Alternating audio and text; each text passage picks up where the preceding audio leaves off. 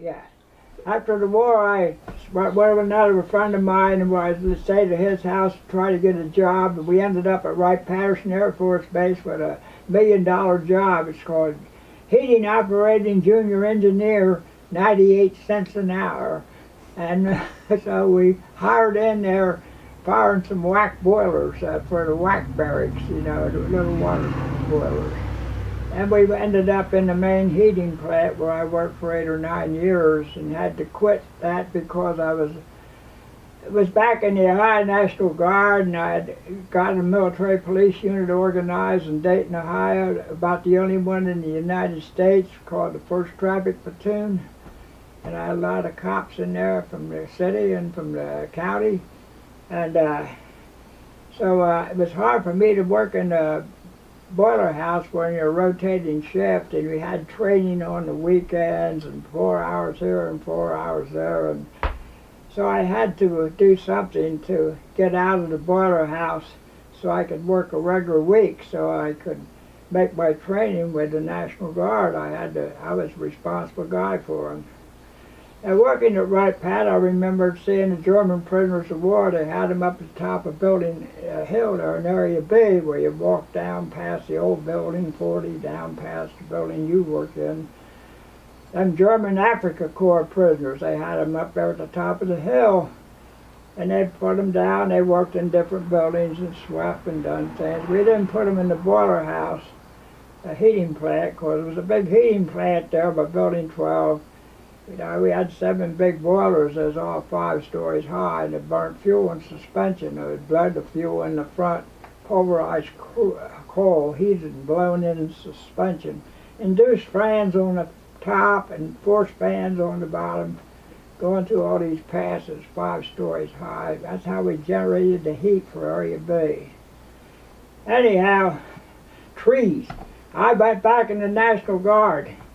And all at once, they sent a couple notices to all the National Guard commanders. I had this small military police unit in Dayton. Said, plant a HIAP program and you can get these free trees. So I talked to one of my guys, and somehow we got the wrong zeros, so we ordered 10,000 trees of the little ones for replanting Ohio. And Ohio National Guard going to be a part of it. Well, I was working in this boiler house. I was up there turbining tubes, and number 1 boiler, 5 stories high, in mud, in this long, big steel thing with step-down transformers so you don't get electrocuted. Anyhow, they want you in personnel right quick. You have to get over there. It's important. Well, it's wet and muddy. They got stuff coming out. And I got over there, civilian personnel, and they were all sitting around, 8 or 10 of them, in nice little clothes and nice little ties, and all neat. And I looked like I come out of a dump. And I come in there, they got some newspapers, because I was so wet. And they said, we have some bad news for you. And I said, what's that? Well, he said, you know, you were with the Ohio National Guard when they had the riot in the Ohio Penitentiary.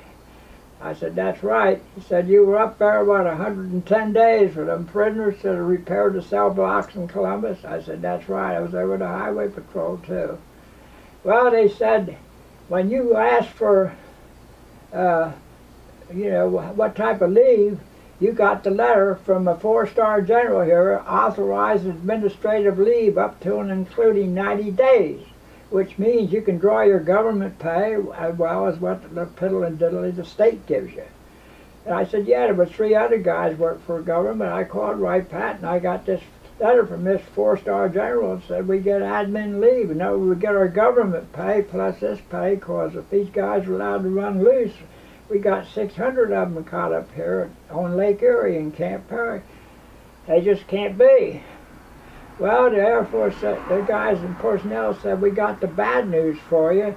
The Comptroller General and audits in the Air Force accounts has ruled and determined that the Air Force was without authority to pay you that money. Therefore, you have to reimburse it back to the government. I said, you tell me we're going to have to pay our what money we got? But I said, that's right, you're going to have to start paying it back. You can take so much out a month, or we can work out. I said, we ain't doing nothing. I said, as long as I got this letter from the 4-star general in my back pocket, not in this one, but I got it home, and we took this in good faith, and it's 3 years later after we've obligated these funds, you're telling us we got to pay it back? That's the way it goes. And 4 or 5 of them said, well, you can be done, or you might be prosecuted, or you could lose your position. No, they said, no, we won't do that. And they argued among themselves what the options were. And there was 3 or 4 different options, and I said, we ain't paying nothing back. And I got 3 other guys. 2 of them work for me, and I just know the other guy is a friend of mine, so I'm going to speak for them too. They're not going to do that. They will all work for the government. So I'm going to say, we're not going to do it. And they said, well, you better get yourself an attorney. And I said, no. Well, some guys said, well, wait a minute. There is such a thing as congressional relief. You know anybody in Congress? And I said, yeah, I know the representative, old man Brown. So I went and told him, talked to him. He said, they can't do that. Long story short, I got a lot of calls from different people in Washington, because I represented myself and them 3 guys. And it passed the House Judiciary Committee. I got all these emails, or not emails, it was telegrams then. And then Congress stopped for that year. So when that stops, everything's dead. Next year, you got to start again. You can't pick up where you were. But I moved in another county. So I got that congressman. Long story short, it went to the Congressional Congress, House of Representatives, and the Senate. I talked to all these senators. They call you on the phone. Anyhow, on a date, I gave my daughters a copy of private law signed Dwight D. Eisenhower, removing myself and the other 3 guys by name of all indebtedness to the Air Force, and any monies repaid by them will be reimbursed back to us. So they have a private law in their possession because we stood up, or I was the guy that was a mouthpiece for them. I'm not even an attorney.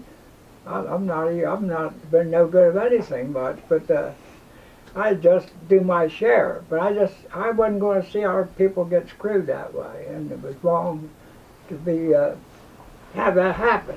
And we come out with a private law, and they got a copy of it, don't you? I think you do.